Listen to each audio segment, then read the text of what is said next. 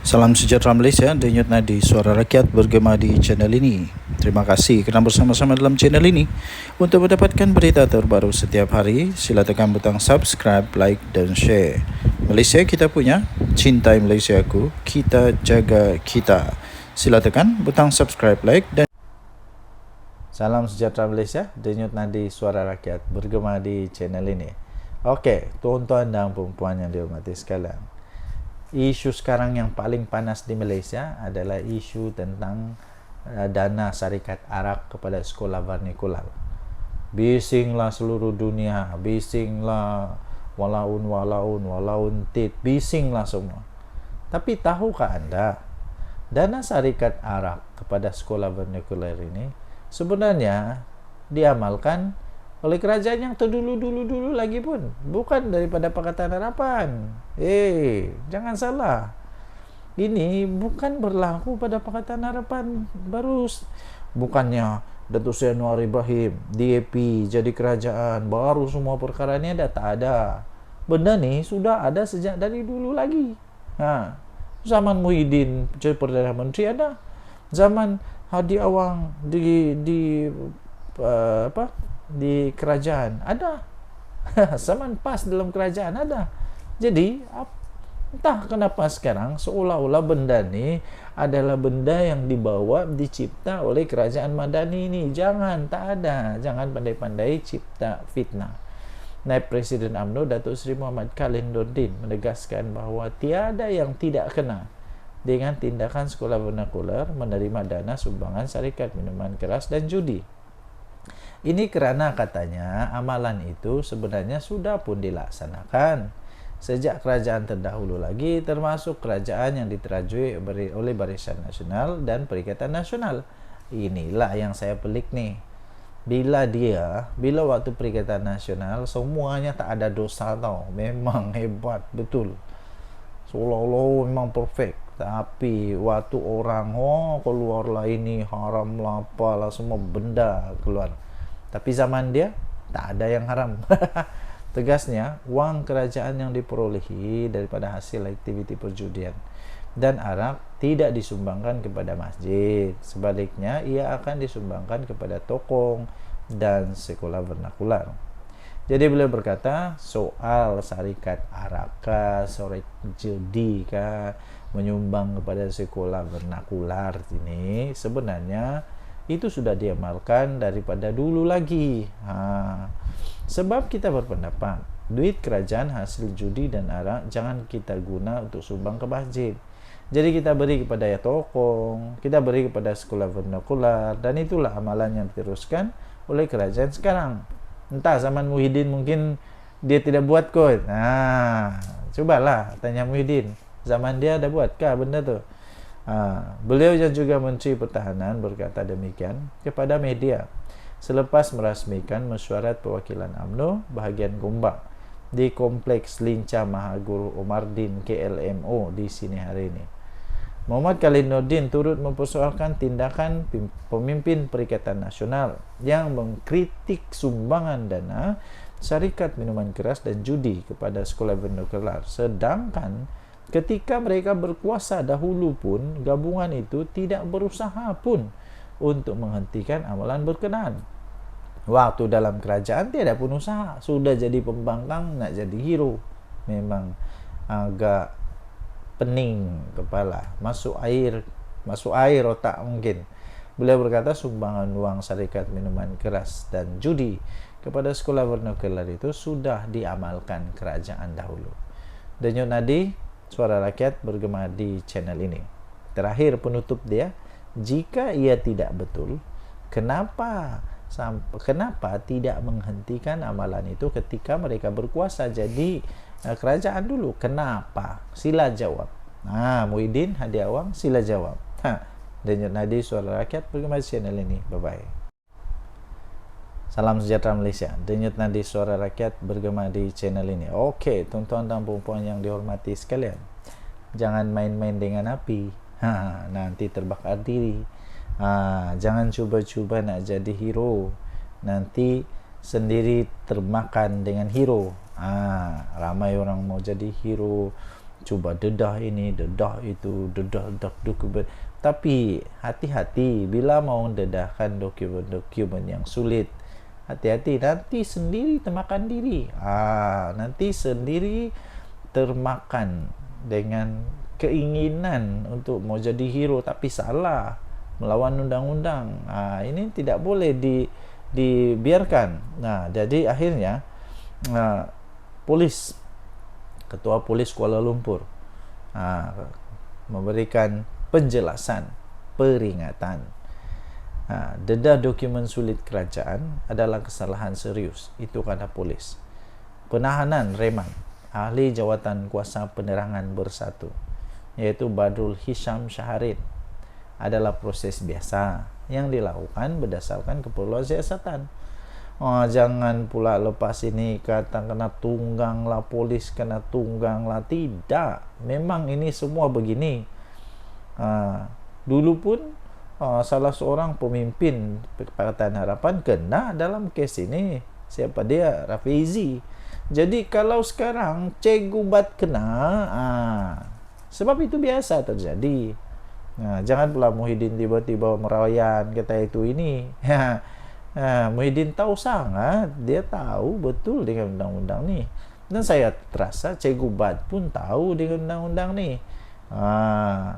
Ketua Polis Kuala Lumpur Datuk Rusdi Muhammad Isa berkata, kesalahan disyaki dilakukan oleh Badrul Hisham atau dikenali sebagai Cikgu Bat itu adalah satu perkara yang sangat serius di dalam mana?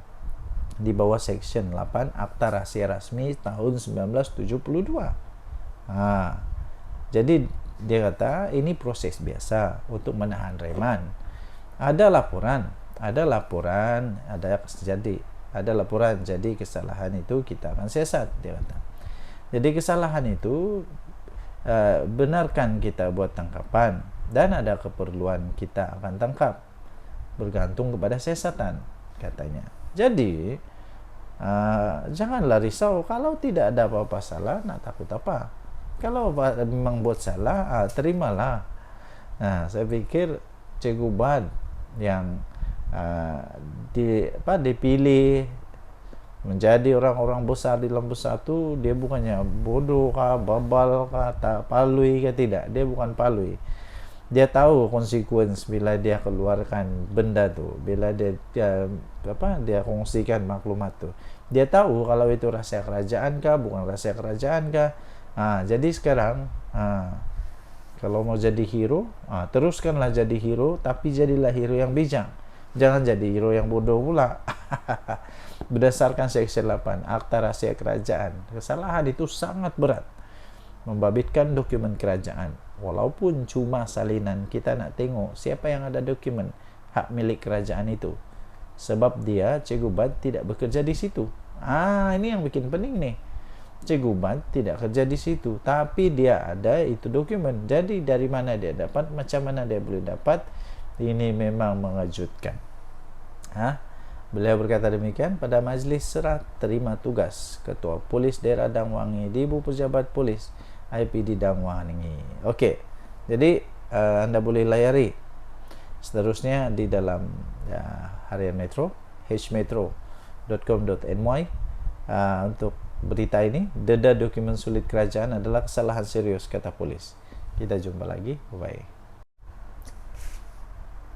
Salam sejahtera Malaysia, denyut nadi suara rakyat terus bergema di channel ini terbaru, tuan-tuan dan puan-puan. Adakah Datuk Seri Anwar Ibrahim akan bertahan menjadi Perdana Menteri paling lama atau tidak? Mungkin tidak kesampaian. Tapi Datuk Seri Anwar Ibrahim, saya fikir dia bukan gila untuk nak jadi Perdana Menteri lah. Tidak. Yang penting memang dia mau selamatkan negara Malaysia. Okey. Hadkan tempoh perkhidmatan Perdana Menteri tidak lebih daripada 10 tahun. Itu perlu dibahaskan di Parlimen. Itu daripada Menteri di Jabatan Perdana Menteri, Undang-Undang dan Reformasi. Satu sidang khas Parlimen perlu diadakan di bawah Peraturan 11/3 Peraturan Dewan Rakyat dan Dewan Negara untuk membahaskan untuk membahaskan pengehadan tempoh perkhidmatan. Tempoh perkhidmatan untuk Perdana Menteri yang tidak melebihi daripada 10 tahun sekiranya cadangan itu mau dilaksanakan. Menteri Jabatan Perdana Menteri, Undang-Undang dan Reformasi Institusi, iaitu Datuk Seri Azalina Osman Said berkata, peruntukan undang-undang berkenaan perlu untuk dibahaskan. Perlu untuk dibahaskan sekiranya cadangan itu mau dilaksanakan. Okey. Menteri Jabatan Perdana Menteri itu iaitu Datuk Seri Azalina Osman Said berkata peruntukan berkenaan perlu dibahaskan untuk dibahaskan memandangkan pindaan itu merupakan perkara yang memerlukan perbahasan mendalam dan keputusan daripada Jemaah Menteri. Okey. Jadi pada pendapat anda, tuan-tuan dan puan yang dihormati sekalian, perlukah seorang Perdana Menteri, Datuk Seri Anwar Ibrahim selepas ini dan seterusnya untuk dihadkan kepada tidak melebihi 10 tahun sahaja? Pada pendapat saya, ada kebaikan dan ada keburukannya. Kebaikannya ialah dapat lama dia untuk merancang strategi membangun negara. Tapi keburukannya ialah dia boleh jadi pula kuku besi. Dia boleh jadi pula terlampau banyak betul dia buat sampai orang lain tidak boleh buat apa-apa. Jadi kita boleh nampak apa yang terjadi kepada Datuk Tun Mahathir. Dia jadi Perdana Menteri paling lama. Kemudian Datuk Seri Anwar Ibrahim ganti, setelah sepatutnya Datuk Seri Anwar Ibrahim patut ganti dia, tapi pun tidak ganti-ganti. Jadi perlukah? Kalau perlu untuk hadkan 10 tahun, maksudnya tidak ada pilihan untuk Datuk Seri Anwar Ibrahim, iaitu pada panggal kedua dia menjadi Perdana Menteri dan masuk panggal ketiga. Pada panggal ketiga dia wajib untuk diberhentikan ataupun berhenti daripada jadi Perdana Menteri. Tidak ada pilihan. Okey, jadi semua orang ada pendapat masing-masing, tapi pada pendapat saya neutral. Jadi pun okey, tak jadi pun okey, tiada masalah. Sebab Datuk Seri Anwar Ibrahim bukan pakcik saya. bukan pakcik saya, bukan makcik saya, bukan datuk saya, bukan. Jadi sama ada dia jadi Perdana Menteri atau tidak jadi Perdana Menteri, tidak ada apa-apa kelebihan kekurangan kepada saya. Yang penting, yang pasti, tugasnya untuk membangun negara, untuk menyelamatkan negara, untuk berusaha menjadikan negara ini lebih makmur, lebih selamat, lebih bahagia, semua lebih yang terbaik-terbaiklah dapat dilaksanakan. Kita jumpa lagi. Tinggalkan komen anda. Bye-bye. Salam sejahtera Malaysia. Denyut nadi suara rakyat bergema di channel ini. Saya sudah agak benda ni berlaku sejak hari pertama lagi gerakan bersama dengan PAS di dalam Perikatan Nasional. Saya sudah agak benda ni lama kelamaan, lama atau sekejap, sooner or later, dia bilang orang putih lah, sooner or later it would come. It must come. Bukan saja akan will, tapi memang ini betul-betul akan tiba, di mana PAS tak akan boleh bergabung, boleh bertahan dengan mana-mana parti. Sudah terbukti apabila banyak sudah parti politik yang lain yang bergabungnya dengan PAS mesti berpisah, bercerai. Terbaru. Sekarang ini gerakan pula ada ura-ura untuk mau keluar daripada Perikatan Nasional. Pada pendapat saya, lebih baiklah gerakan keluar saja dari Perikatan Nasional daripada dia bersama dengan PAS. Lebih baik dia bersama dengan DAP di dalam Pakatan Harapan, Barisan Nasional dalam kerajaan. Lagi untung. Apa keuntungannya bersama dengan Perikatan Nasional? Dan lagi sekarang pula seolah-olah PAS sedang memperlekehkan pendapat yang diutarakan oleh Presiden Gerakan sendiri. Dan terbaru ini, bila saja gerakan memberitahu bahawa mungkin mereka ada hati untuk keluar daripada Perikatan Nasional, dan tu jugalah serta merta PAS keluar kenyataan tak akan halang keputusan gerakan keluar PN. Silap-silap mungkin inilah sebenarnya yang PAS mau. Mungkin saja, mungkin PAS memang sudah lama tunggu untuk Perikatan Nasional tidak ada gerakan, untuk gerakan keluar dari Perikatan Nasional mungkin sudah lama ditunggu. Sekarang sudah ada peluang, apalagi janganlah pujuk. Sebab itu saya kata presiden gerakan sepatutnya berpikiran lebih terbuka, lebih subjektif, lebih objektif, supaya dapat memikirkan apa dia dapat dengan bertahan di dalam Perikatan Nasional. Sebab benda ni dia akan berulang-ulang, berulang-ulang. Yang ini timbul, yang itu timbul, ialah siapapun, apapun parti, kalau memang parti itu ada sikapnya, ada aura-aura menunggang ini, akhirnya nanti ada parti yang akan dibuang sebab tidak sudah bengam. Apalagi kalau menunggang agama kah, menunggang bangsa kah, itulah. Tapi nasib baik dalam Perikatan Nasional tidak ada lah begitu kan. Perikatan Nasional tidak ada yang tunggang menunggang nih. Semuanya baik-baik kan. Jadi tuan-tuan dan puan, PAS akhirnya kata tak halang untuk keputusan gerakan keluar PN. Pada pendapat saya, bagus sajalah, PN keluar sajalah. Keluar sajalah. PAS tidak menghalang sekiranya Parti Gerakan Malaysia atau gerakan mengambil keputusan untuk keluar daripada PN susulan perbezaan pendapat berhubung kontroversi dana sekolah Cina. Memetik laporan portal media tempatan, Naib Presiden PAS Muhammad Amar Abdullah dilaporkan berkata, terserah kepada gerakan untuk membuat keputusan kerana setiap parti mempunyai hak dan pendirian masing-masing. Kalau gerakan rasa dia tak selesa dengan PN, dia kata dia boleh buat keputusan untuk keluar. Lepas tu tak ada masalah kerana ini negara demokrasi, terserah katanya. Sebelum ini timbalan Presiden Gerakan Oh Tong Kiong dilaporkan berkata bahawa parti itu tidak teragak-agak untuk keluar daripada PN dan kekal teguh untuk menyokong serta mempertahankan usaha sekolah Cina untuk mengumpul dana walaupun terdapat ancaman tidak musabah daripada sekutunya. Okey, jadi apa pendapat anda? Sila tinggalkan komen. Untuk mendapatkan berita lengkap ini, anda masuk di dalam Sinar Harian tarikh 29 Julai. Tajuknya PAS tak halang keputusan gerakan keluar PN. Kita jumpa lagi. Bye-bye. Salam sejahtera Malaysia. Denyut nadi suara rakyat bergema di channel ini. Okey, tuan-tuan dan puan yang dihormati sekalian.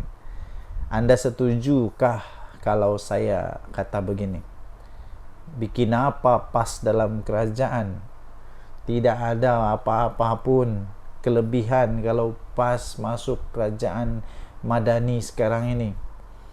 Yang jadi bila PAS masuk kerajaan Madani akan jadi huru hara lah kerajaan ini. Ya kan, PAS kan tidak ngam dengan semua orang. Dia hanya ngam dengan diri dia sendiri saja. Yang betul hanya dia. Orang lain semua tidak betul. Jadi ini berkenaan dengan Tuan Ibrahim kata tidak ada keinginan untuk masuk kerajaan. Ingat ingat Datuk Seri Anwar Ibrahim terhege-hege sangat kan. Datuk Seri Anwar Ibrahim tidak pun terhege-hege sangatlah untuk PAS masuk dalam kerajaan. Saya fikir Datuk Seri Anwar Ibrahim sedar konsekuensi akibatnya kalau PAS masuk kerajaan. Masalah nanti semua salah, dia saja yang betul. Dan satu lagi, PAS ni siapa saja yang bersama dengan dia mesti elas-las kena singkir. Pakatan Rakyat dengan DAP kena singkir DAP. Muafakat Nasional, Muafakat Nasional, akhirnya siapa yang tidak bertahan, sama-sama tidak tahan lah. UMNO berpisah. Lepas tu dengan apa? Perikatan Nasional sekarang ini ada ura-ura pula gerakan bakal keluar daripada Perikatan Nasional. Jadi sebenarnya tuan-tuan dan puan yang dihormati sekalian, jangankan Datuk Seri Anwar Ibrahim ada kehendak, keinginan, tiada 10 minit pun saya rasa tiada untuk TGHG nak pujuk Tuan Ibrahim, Tuan Man, marilah joinlah masuk sama-sama dalam kerajaan. Tak ada. Kemudian kalau dikata daripada kerajaan jumpa untuk pujuk, saya fikir itu tiada. Itu hanya cerita dongeng zaman, entah apa punya zaman lah. Mungkin cerita dongeng di planet Pluto lah. Tapi di Malaysia benda tu tidak ada. Sudah dinafikan oleh Tuan Ibrahim. Dan saya fikir tidak ada yang TGG daripada kerajaan mau jumpa wakil daripada PAS untuk pujuk, tidak ada. Lagipun sekali lagi tidak ada kelebihan untuk PAS masuk dalam kerajaan. Yang jadi nanti hancur, memang hancur. Nanti tidak lama lepas tu las-las bila dia sudah dapat kerajaan bersama dengan kerajaan, perlahan-lahan dia buang amanah. Lepas tu dia buang DAP. Lepas tu dia buang PKR. Yang jadi nanti tinggal apa? Dia dengan UMNO. Lepas tu nanti dia buang UMNO, las-las inilah permainan politik. Las-las dia jadi kerajaan sendiri. Mungkin itulah yang ditunggu-tunggu selama ini. Jadi bagi anda yang fikir bahawa ada perbincangan, ada dari kerajaan yang cuba untuk memujuk, jangan terpengaruh, jangan percaya, kerana benda-benda memujuk daripada Datuk Seri Anwar Ibrahim itu tidak ada. Mungkin mereka yang mahu merayu, ya mungkin ada. Tapi kalau Datuk Seri Anwar Ibrahim punya orang mau pujuk, tidak ada. Perasaan lebih lah tu. Denyut Nadi Suara Rakyat bergema di channel ini. Bye bye.